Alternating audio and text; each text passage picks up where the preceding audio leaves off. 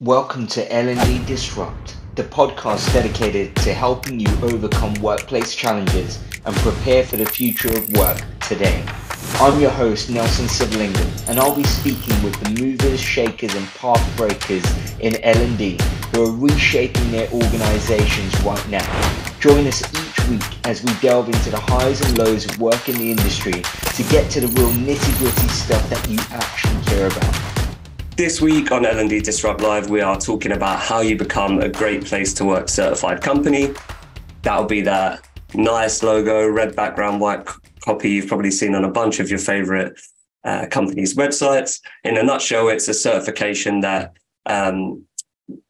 sort of recognizes companies for their great cultures, combines employee survey data with an entry around your culture, your programs, and your practices. And as our guests who just introduced themselves explained, they're all working in roles in people, HR, L&D, and have been there and done it at companies that have become Great Place to Work certified. So for anyone who joined late, I'm joined by Michael Brown, who's the VP of Global Talent Attraction and Growth at Sneak, Jenny Brown, Chief People Officer at Teamwork, and Harrison Rao, who's the L&D Manager at iFarm Consulting. Now, I want to start off with something that seems simple, but can easily be overlooked. And that is that the certification is essentially a byproduct of already being a great place to work, right? It's not like you decide you want to apply and then you work out if you've got a great company culture or you've got engaged people.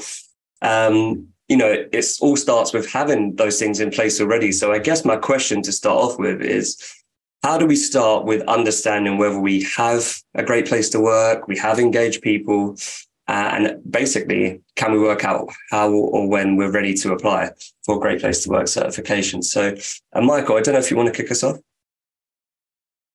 Sure. So I've done this a couple of times now. I think in my experience, it's best to start with like a data analysis and some sort of like data collection. You can look at things like your engagement survey or Glassdoor, or if you've done any sort of like focus groups. Anything that's kind of like AKA the voice of the employee. So tend to start there. And then from there, I'd love to kind of go into more of like a employee value proposition build out, so that you can, ensure that you're a welcoming company and that you're inclusive and that it really aligns to the core values. And then I tend to, kind of figure out what my cultural pillars were, figure out how I would measure them. And then I would go for the Great Place to Work certification. In my opinion, it's a total gamble if you don't necessarily know what you're measuring and what your people think ahead of going into it. Yeah, exactly. And Jenny, I know you shared something interesting with me before around you shouldn't let any doubts around what you're going to find in that data deter you from entering, because you're going to get great insights that are going to be useful either way. So maybe tell us a little bit around your thoughts on not only working out whether we're ready to apply, but maybe why we shouldn't have any fear about applying and starting this process. Yeah, I mean, to kind of to Michael's point on the data, you should have some level of confidence around where you sit.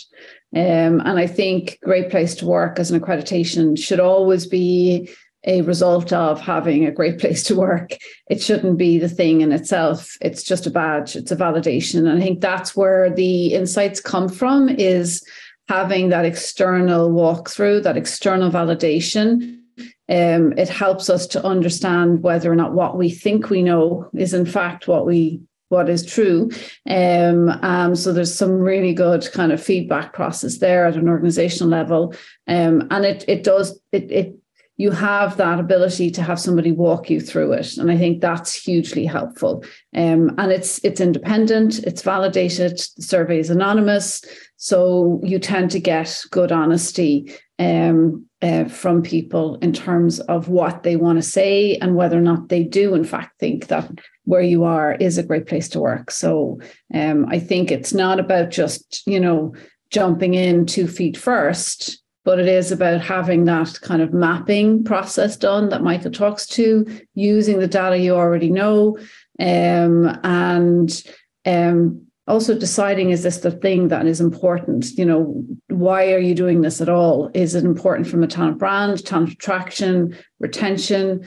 Understanding the why we're doing this helps us to kind of lean in, I guess, in terms of the process itself.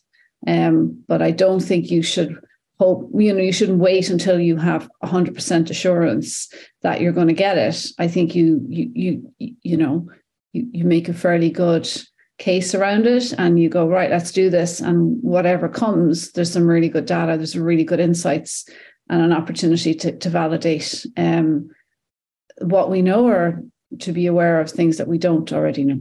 Yeah, we're going to discuss this in more detail later, how we can use the insights we get, what you can actually do with them. But before we move on, and also maybe come back to this mapping part, Harrison, what are your thoughts on this, understanding whether you're ready to apply, which data you should be looking at the start to understand that? Yeah, for us as a business, we do twice a year, we'll do internal employee feedback surveys. The challenge with those, of course, is it's not necessarily going to be as accurate as doing it through an independent body. So I think one of the things for us when we initially decided to do this a couple of years ago was, I think we had a good feel for the culture in our business. I think we'd done a good job of defining what we wanted that to look like. And I think based off those surveys that we were conducting and looking at other data, like Michael mentioned, even things like retention, for example, we had a good sense of how it was going to go when we did eventually apply. But all that being said, I think one of the great things about it is a lot more, I suppose, impartial, the data that you're getting, because people maybe are a bit more reluctant to give their honest thoughts when the survey is being conducted internally. So that was one of our main reasons for doing it, actually, as Jenny said, was we had a high level of confidence that it would turn out the way that we wanted it to turn out. But even if it hadn't, we would have got so much valuable data there for us as a business. And I think getting really high quality 360 feedback as an organization from your employees is a really big challenge. So even if that was the only outcome, we would have been happy with that. And Harrison, last time we spoke, you mentioned this kind of that mindset in being useful for pitching it to people internally, like there is going to be a benefit to this regardless, because it is kind of a process that takes time, it takes effort, it takes other people's input. So there's this real idea of packaging it and delivering it to other people to get buy-in. So how did you kind of go about that process, kind of piggybacking on your last point there? Yeah, I think it can be a challenge sometimes getting 100, 150 people in a business to complete a survey on time when you need it, right? So before we actually made the decision to go ahead and make the application, one of the things that we did put a lot of thought into was how are we actually going to get people to complete the surveys without us essentially having to nag them to do so. We're very lucky at iFarm. We've got an excellent marketing team, and they were the big driving force behind that, alongside other members of our people team. And then that sort of trickling down to kind of middle management and beyond in terms of communicating to people within the business. This is why it's going to benefit you to complete this survey, and less about we as a business would like you to do this survey because we would like to get this accreditation. It was more about us communicating, this is actually, if you take the time to complete this survey, this is what it's going to allow us to do as an organization that's actually going to benefit you. And because of that, fortunately, we were able to get the responses that we needed without having to kind of bother people too much to get to that point. Yeah, and then Jenny and Michael, to bring you both in, just thinking about the other way we get buy-in. Harrison talked a lot about the sort of end user there, the person will be completing the survey. There'll obviously be people at the top that maybe you're looking for budget from, leaders who you need to help carve out time for people to fill in this survey. So just curious about that other end of the buy-in spectrum. How do you pitch it kind of upwards, for want of a better word, and get the people you need to sign off on it to buy in to the idea? And you want to go first? Yeah, great minds. I guess, and it comes back to the point around why are we doing this? So I think the opportunity for teamwork was we were scaling. We needed to build brand, and Great Place to Work is really a very helpful, useful, recognizable badge externally, and we and so it aligned very much with what the job that we needed to do from a hiring perspective. I mean, we've added something like 50% headcount over the last 18 months to 2 years. And we all know that culture is now more important for our potential candidates than nearly everything else, even salary. So, again, it was a really good opportunity to, I suppose, formalize what we already knew. We've had a very strong culture, and we could see that. But it also creates, opportunities. So the case itself made itself. And I guess I had the budget, so I just said, yes, this is what we're doing. And in the grand scheme of things, actually, because we were focusing on one geography as opposed to doing it across multiple footprints, we focused purely on Ireland for this round, because that was where the majority of our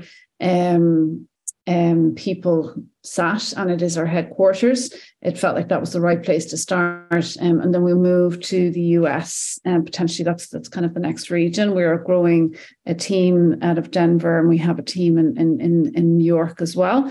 So again, it was really about why. It made sense. We had a very strong call to action to scale, to build headcount, to set up a US hub out of Denver and Colorado. And so the case made itself. I didn't have to really convince anyone hugely. And again, to the points that have already made, it is also a very useful way to validate and engage around something in terms of culture and in terms of brand. Cool. And Michael, yourself? I think both Jenny and Harrison have said most of what I would have said as well here, but I think it's in general, buy-in wise, it's, be honest, be clear. If you're going up, I think, utilize as much data as possible. I think utilizing your employee value proposition and any of to Sarah, the question you asked, the cultural kind of pillars that we measure ourselves against, using that data to say, that there's a high likelihood, right, that, if we continue to score the way we have scored, or the way that the company believes we're sitting today, there's a high likelihood that we'll achieve this. And so having that justification, I think, really helps going up. And then going down, it's, being honest about, the brand, the attraction, the retention that it creates, but also the pride that people can feel from, being a great place to work or winning one of the awards that can potentially come with it. So that's my 2 cents. Yeah. And you referenced that question from the chat there about your cultural pillars. This is something I wanted to come back to, and a nice segue into the actual application process. But part of it is that you kind of have to go through this culture audit. So how helpful is it for people to know what those cultural pillars are, how we know we're succeeding against those before we even get into this process? Because I'd imagine that for you personally, knowing that, having clarity, having measures of success in place was really useful when you got to the formalized application, I guess.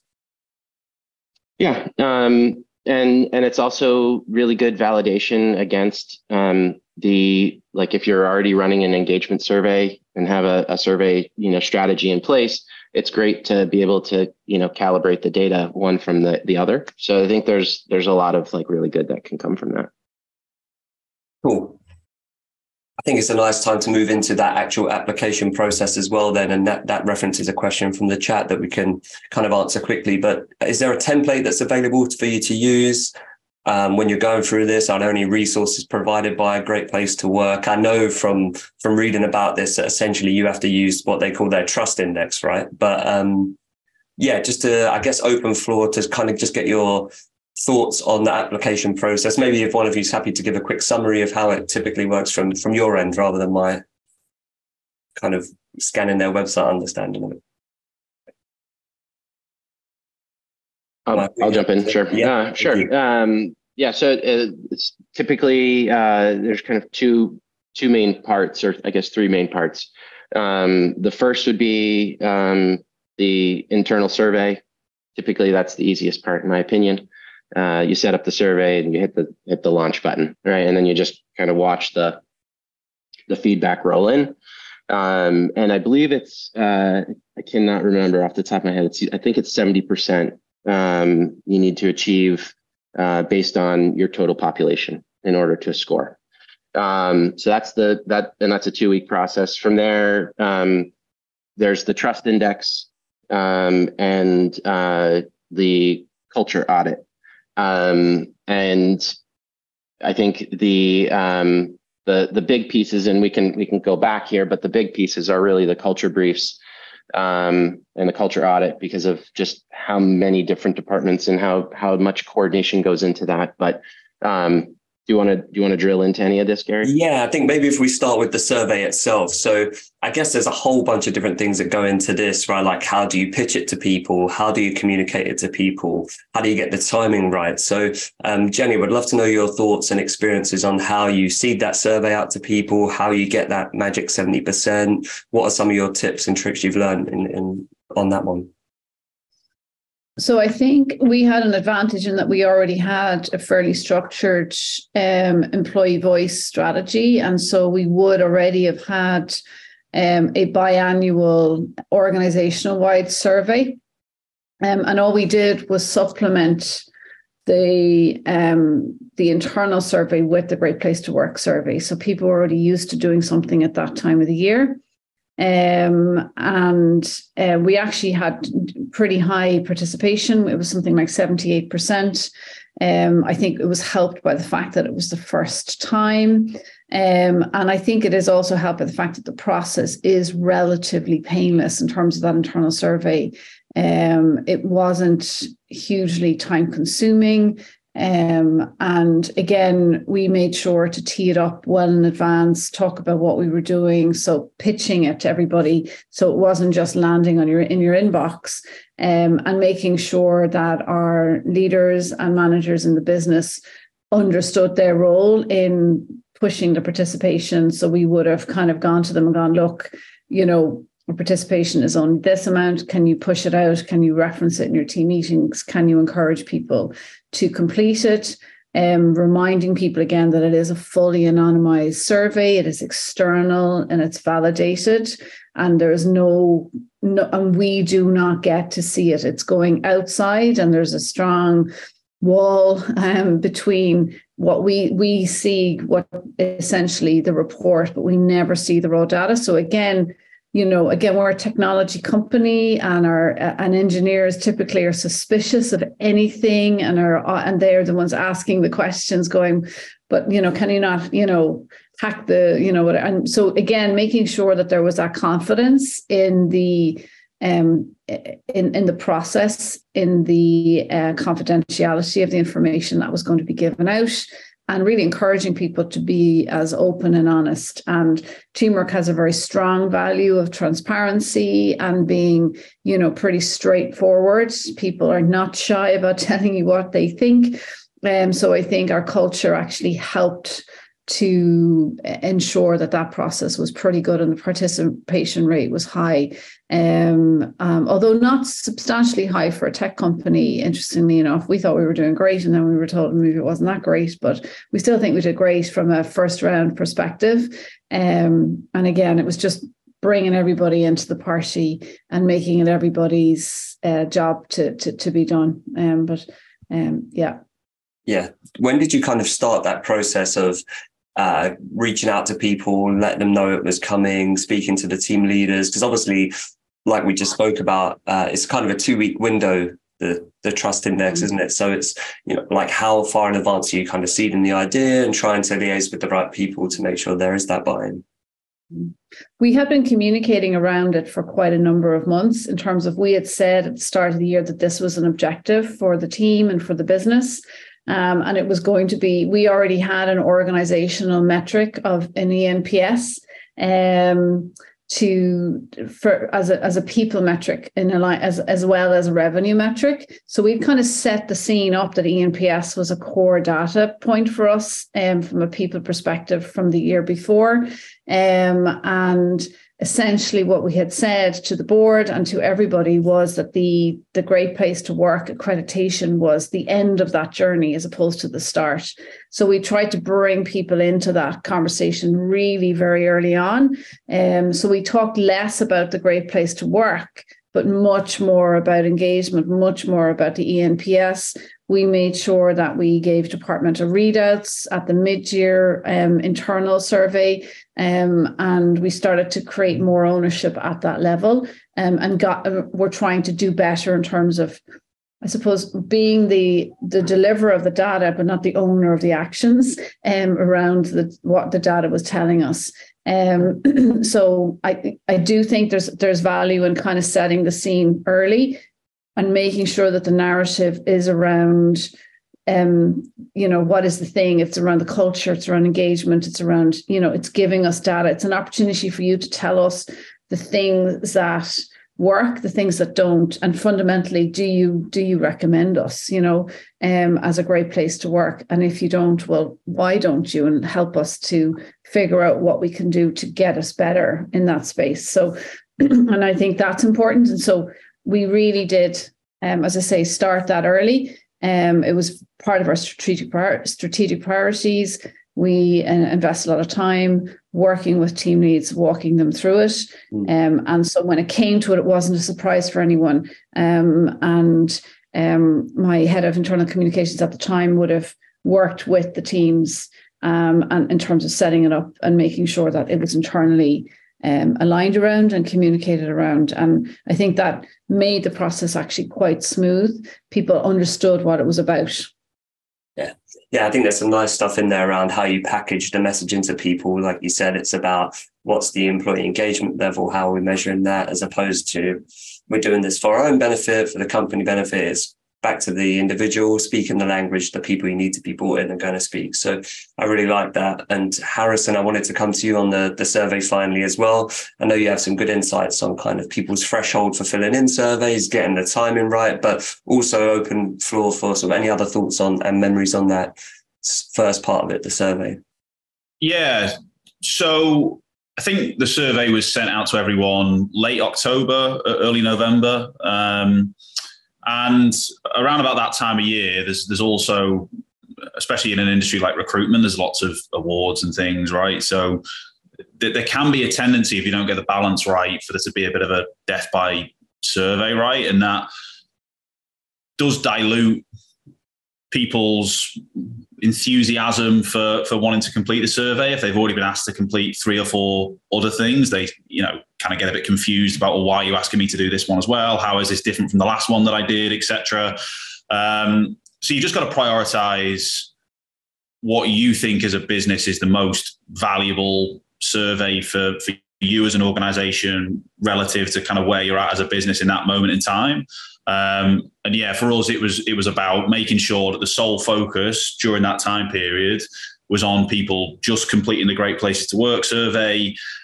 Anything else that we needed them to do that's similar to that, we would leave until that was completed, because we saw this as kind of the most important thing. So it's just prioritizing what data you want from your employees and not overwhelming them, with having to complete surveys when obviously they've got other responsibilities, right? Perfect. There's a couple of questions actually on this survey one from the chat that I wanted to get to for sort of the benefit of the people listening to the recording later as well. But a question from Rowena: could the survey be used to help define the culture and working in a startup that's quite an early stage? Or would you actually recommend doing your own internal survey first to get that gauge? How would you kind of answer that question? Jenny, I can see you nodding, so maybe if you want to kick us off. And I think it depends why you're doing it or why you want to do it. Again, I think if you just start with going after a Great Place to Work accreditation, there's a risk of cynicism that the only reason that you're doing it is to get the badge, but you don't actually really care about what your people are telling you.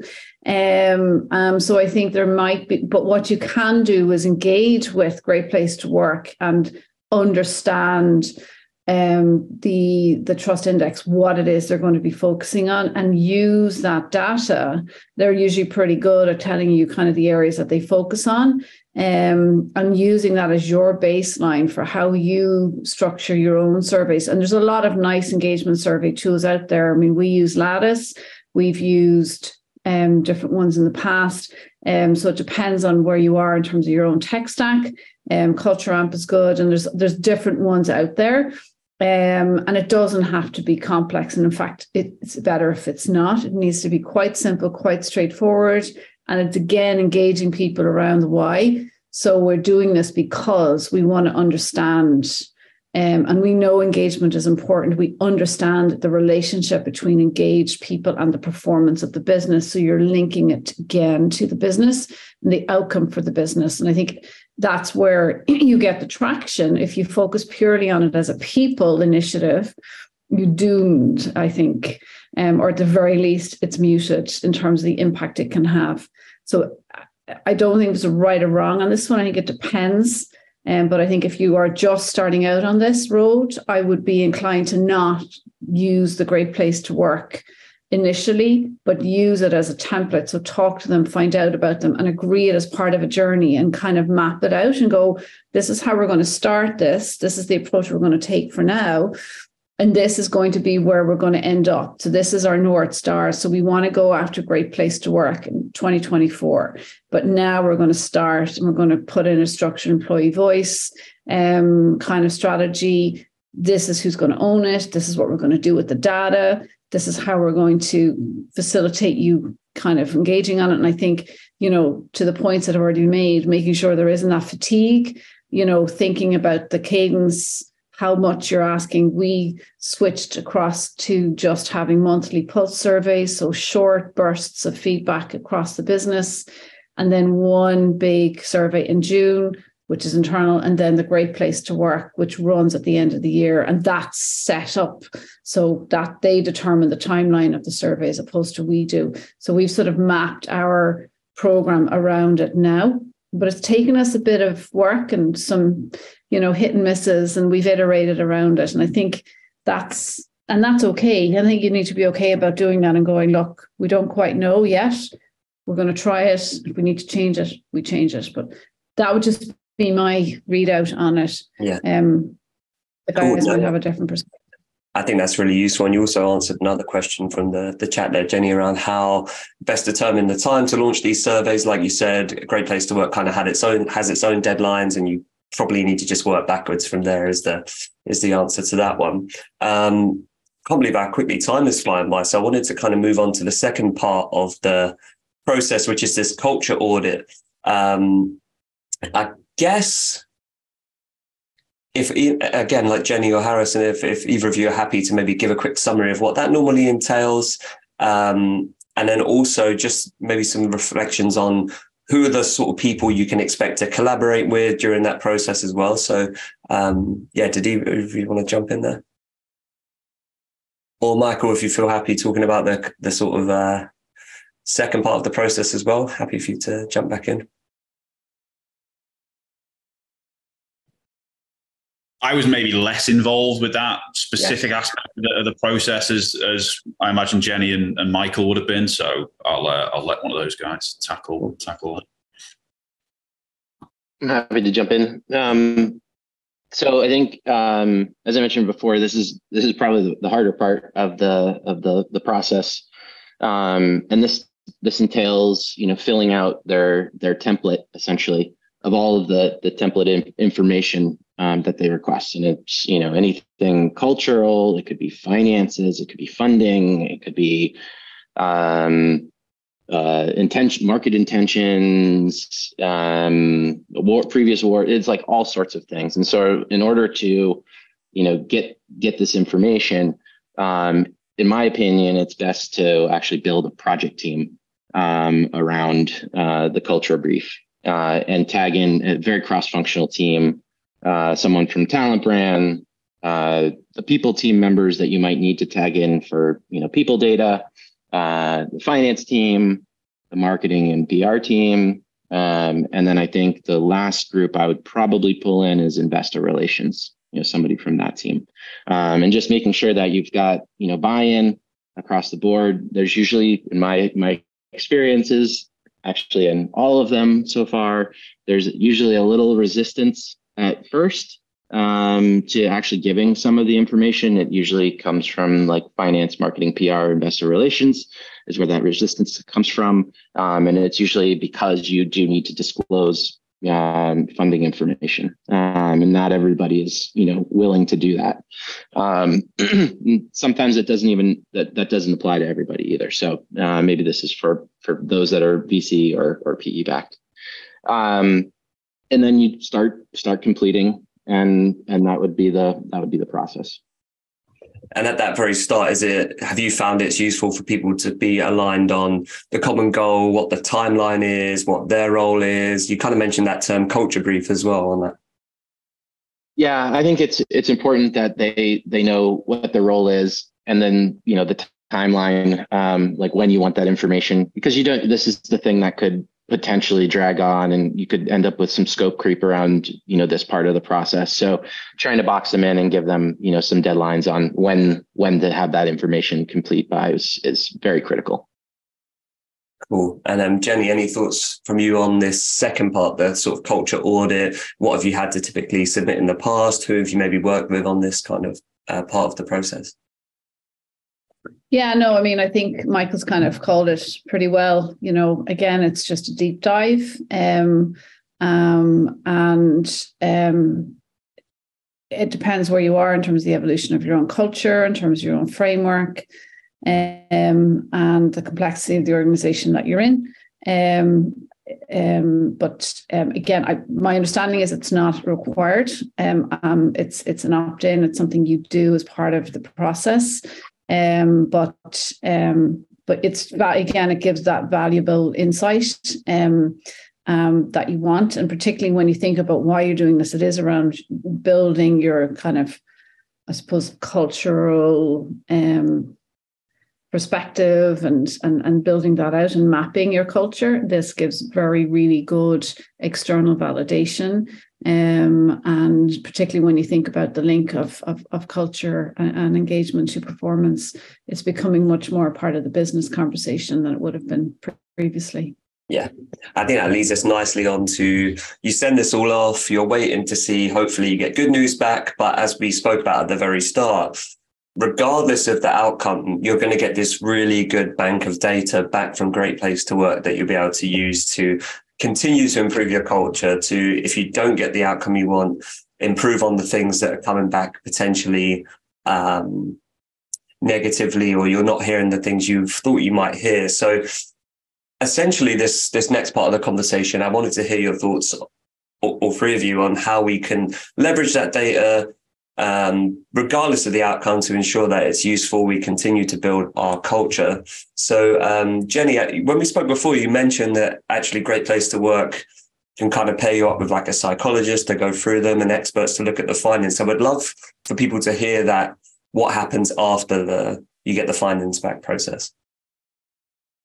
Yeah, I mean, and to some degree, I think that was probably the most valuable part of this, was that you had somebody external coming in and bringing the data to life, because that can actually be the challenge, even with our own internal surveys, is unless you have a strong people analytics team, you can limit your understanding and the way you kind of leverage it. So having somebody external, having an occupational psychologist to work with you and walk you through the data.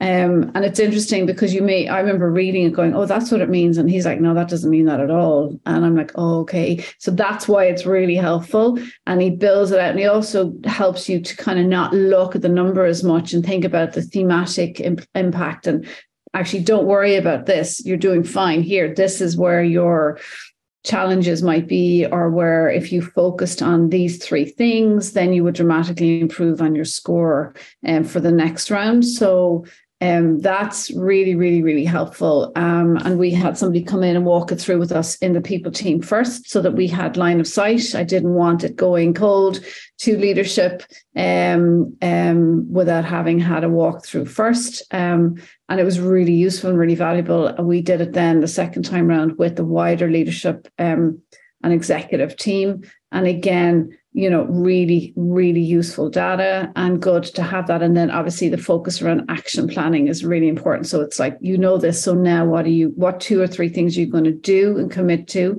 because essentially the purpose of that is not to go, well done, good job, but it's also, well, what are you going to do to get it better? How do you improve? What are the things that you now know that you can work towards so that you improve your overall score for the next time? I guess that's so helpful, because it stops things like our subjectivity influencing how we read the data. We're allowed to be far more objective when someone else is explaining to us how certain things work. And I guess is that part of the benefit of the Great Place to Work entry, is that access to someone who is going to act as like a real knowledgeable source on analyzing data to make sure that you are using the findings effectively, as opposed to open to interpretation. Speaking to someone who's not the best with numbers, who might be better with words, I guess it would be really useful. Cool. I want to bring Harrison and Michael back in. Harrison, it'd be cool to hear your thoughts on how you and your wider team kind of use those findings and insights to then go on and improve or put actions in place like Jenny just explained. Yeah, so the data that you get is incredibly detailed.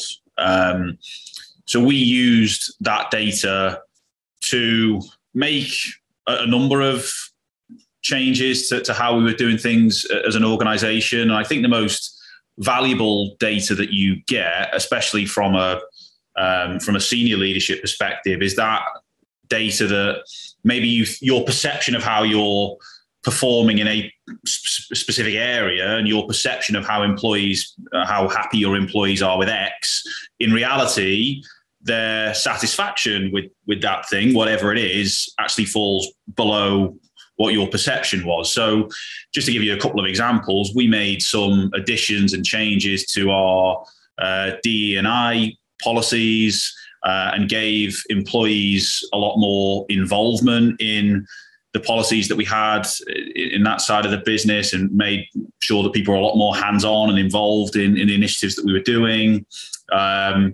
It's also completely changed how the business communicates, especially communicates change.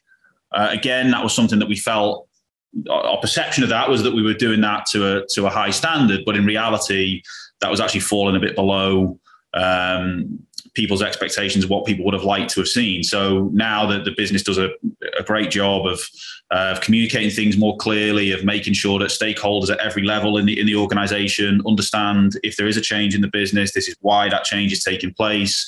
So it's just given us a lot more, it's made us a lot more transparent as a business, I would say, and it's helped us change a number of internal initiatives that we do to be more in line with what people would expect from an organization that has this accreditation.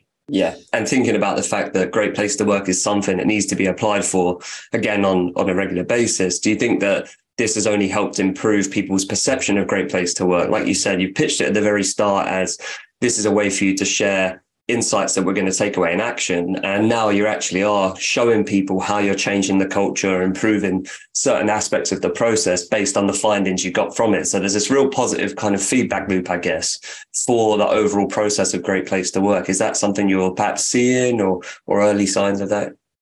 Yeah, definitely. I think people's skepticism when we first got them to do the survey, which was 2 years ago, has definitely decreased, because they've actually been able to see some of the specific things that we've implemented off the back of people doing the survey.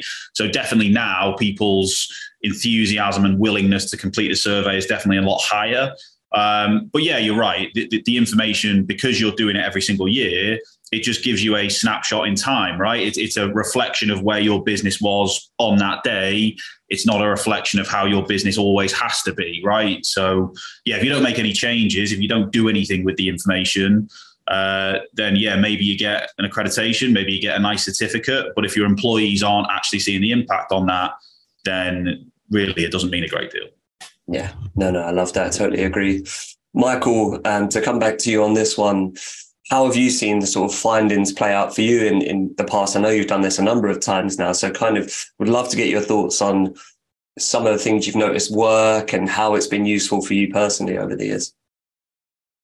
Yeah, I think, Jenny laid it out really nicely, and Harrison as well. But I think, a lot of this falls back into your overall survey strategy for the company, right? It's, are you a high touch organization or a low touch organization? And, hopefully you're a high touch organization and you want to hear and understand what's going on and learn. But what I've found, pretty useful is to utilize GPTW, the survey bit, and the outcomes, as more of a validation method from some of the engagement survey action planning that we had maybe put in place. So, for instance, if you survey your company on an engagement score or engagement survey in February or March, and then wait to do GPTW until maybe 6 or 7 months later, there's an opportunity to see potential change. And so, having an action plan strategy, that's aligned to something where you can't necessarily boil the ocean. So aligned to, 2-3 actions that you can laser focus on. There's opportunity to see and utilize the data that comes from GPTW to determine, are you making change? So that's usually what I've, outside of the things that have already been mentioned, that's probably the other way that I'd try to utilize that data. Yeah, I think you made a great point there around prioritizing which points to take action on. Do you have any sort of more insights for people on that? Actually, just a great question coming from the chat there from Rowena as well. Does Great Place to Work recommend specific actions as an outputs and things you can focus on, or how do you prioritize that yourself? So we'd just love to hear your thoughts on that. Yeah, one of the beautiful, output that Harrison mentioned includes, all of your data, the findings, but then it also includes potential action plan ideas. So you can utilize their ideas, or you could, potentially come up with your own. And in terms of determining what are most high impact, I mean, I don't know if I'd necessarily use GPTW to determine that. I think maybe utilizing your broader engagement survey and trying to, for instance, we use at Sneak, we use Culture Amp, and Culture Amp has an index around how impactful certain questions are, to your organization specifically. And so I think I'd use that strategy over maybe utilizing GPTW. Cool. Thanks, Michael. Harrison, Jenny, any thoughts on that? Like the recommendations you get from Great Place to Work, how you've prioritized before we kind of move on to the final topic? Yeah, I mean, we obviously the data that we got is only a subset of our total organization. And so there's obviously, you have to be aware of that it doesn't over index something that may not be true for everyone. But it does give you a good sense of something thematically. And to the point that Michael's already made, you look at it against what you already know, and it helps to validate. It may give you a little bit more color, a little bit more nuance.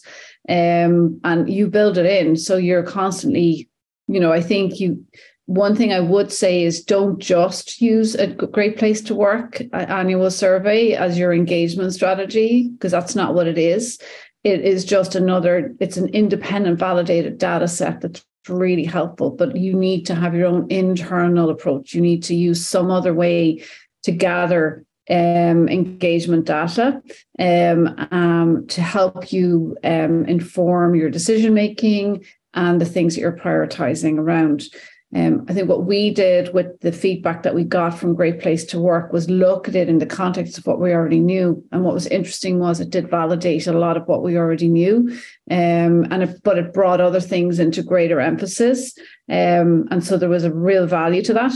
We then essentially shared it out at a departmental level, and the call to action was at a departmental level to then action plan with their teams, think about things that were true for them, and what they would do. So, and I think that that's important. I don't think that, certainly from a people and talent team, we don't own the actioning. We do own the facilitation of data and feedback and insight, and we consult to the business around that.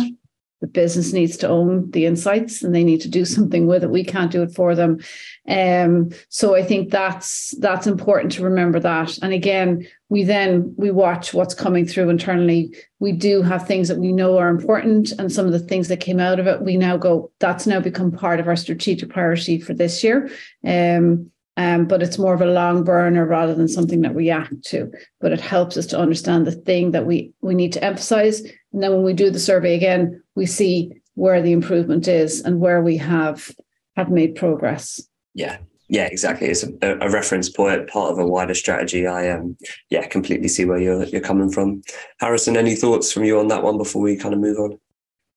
Not a huge amount to add, right? It's one data point, right? There's other factors that you need to consider when you make any change in an organization. So this is great data, it's useful data, but it has to be used as part of a broader picture rather than just like GPTW said to do this, so we're going to do this. Yeah. No, that's a perfect, nice, succinct way of putting that. 10 minutes left, so if anyone does have any questions on anything we've discussed so far, feel free to drop them in the chat. We'll try and get to them. But I wanted to circle back to something that I think all three of you alluded to throughout the conversation, is the usefulness of Great Place to Work as an employer branding tool. They have their own stat from their website that certified companies are up to 4 times more successful at attracting, retaining, and engaging talent than the average workplace. But as people who've been there and done that, I would love to know kind of your perceptions on how useful it's been at all of those things, attracting, retaining, engaging people. Michael, did you want to kick us off? Sure. So I guess putting my brand hat on for a moment, I think GPTW ends up being a great way to showcase your company, right? You end up with a profile, you end up with badges, and you end up, with opportunities, for market attention, via the awards, right? And so, helps to build market reputation, helps to build brand, helps to create, the inbound applications, and that the top of funnel, that we all want from a brand perspective. I also think that, the output can also, as I think a lot of us have alluded to as well, is that it can create pride for your company, which, if you feel proud about something, you tend to want to stick with it, right? So, creates that retention. And then I guess the last thing I would just say is that, that I think, there's a great opportunity behind it to use it as a storyteller, a differentiator, a content builder. And I don't necessarily think it's become like an expectation from candidates yet. For instance, maybe like Glassdoor, where when people go to, check a Glassdoor, but it could, very well could, become, for maybe some of the candidates that you truly do want, this could be a great way to attract them. No, really interesting to hear that. And Harrison, when we spoke before, I remember you mentioned that if nothing at all, it could be a great conversation starter, but I know there's more to it from that. But what's your experience been in terms of helping iFarm from an employer brand perspective? For sure. When it comes to attracting talent, right, it's one of those things that definitely helps to have, but by no means does it solve problems that you might have from an attraction standpoint, right? So for us, it's using it as part of that conversation when you're speaking to potential people that would like to join your organization. But if you can't give them specific examples of how your business exhibits that, then again, people are fair. I tend to find people are quite skeptical of accreditations and qualifications and things sometimes, unless you're actually able to say, okay, well, we're a great place to work, but this is why. This is what, these are the salaries and benefits, and this is what our culture looks like.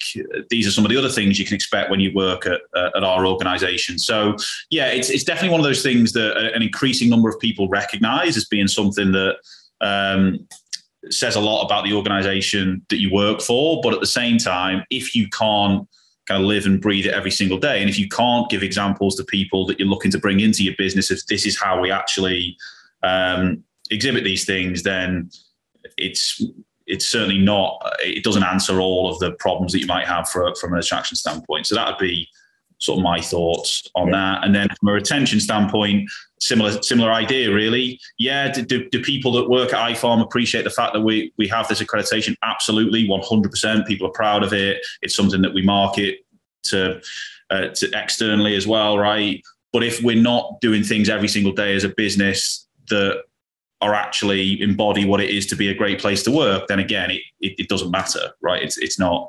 It has no real impact. So it's a great thing to have, but you have to do a lot of other things to make sure that it actually is helpful.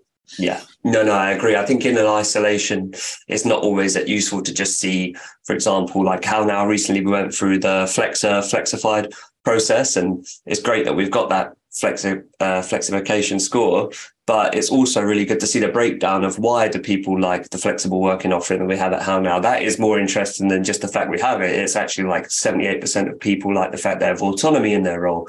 Knowing that and telling that story at the same time, that's how you kind of differentiate yourself and go a little bit beyond, I think. So super interesting to hear that. And Jenny, from your perspective, how have you seen it play out?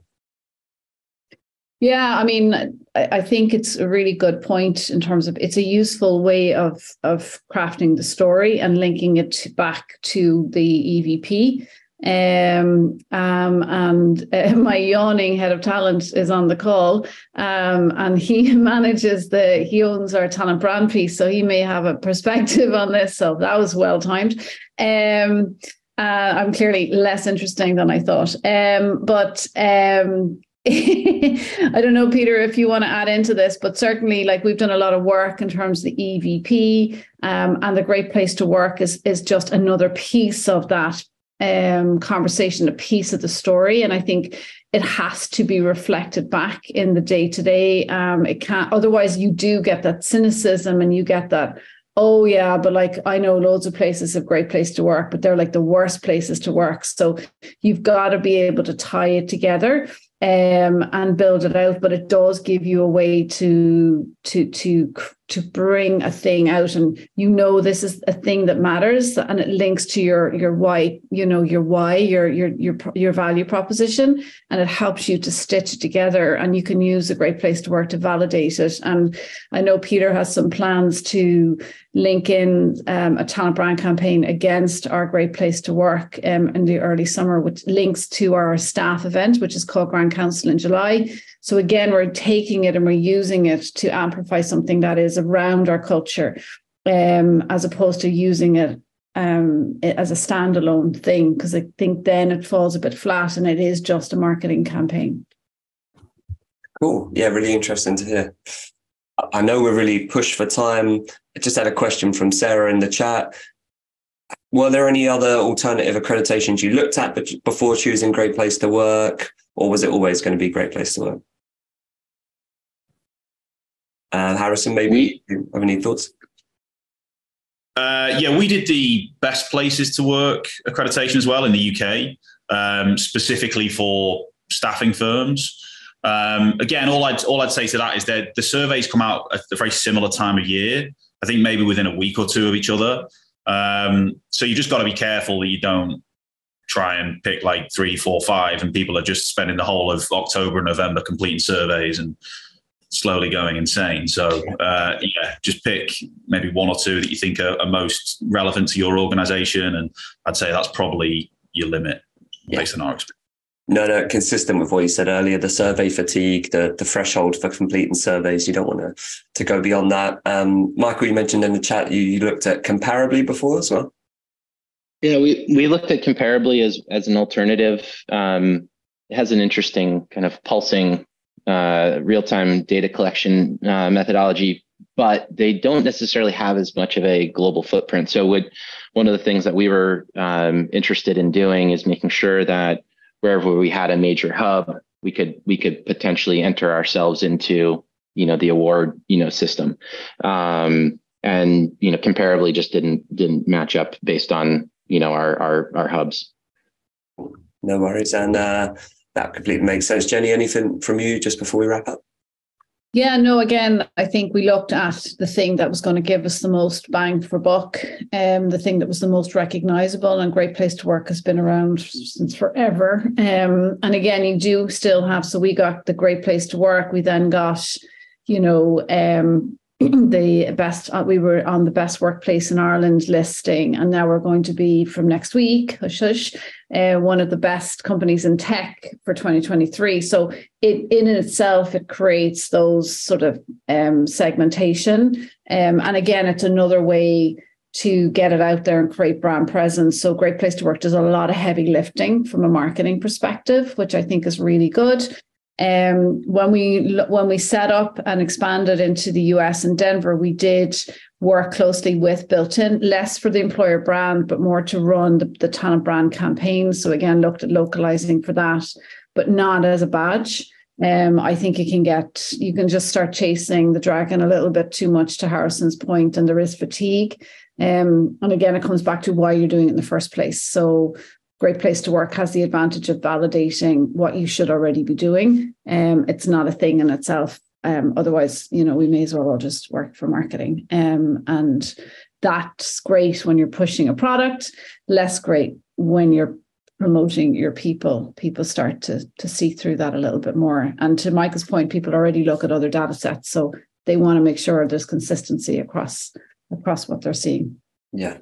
Awesome. Great summary and point to end on. I can't believe that hour's gone so quickly. I want to say a massive thank you to Jenny, Harrison and Michael for joining me, sharing some great perspectives on something I didn't really know too much about before today. So hopefully it's the same for everyone else in the chat and everyone listening to the recording.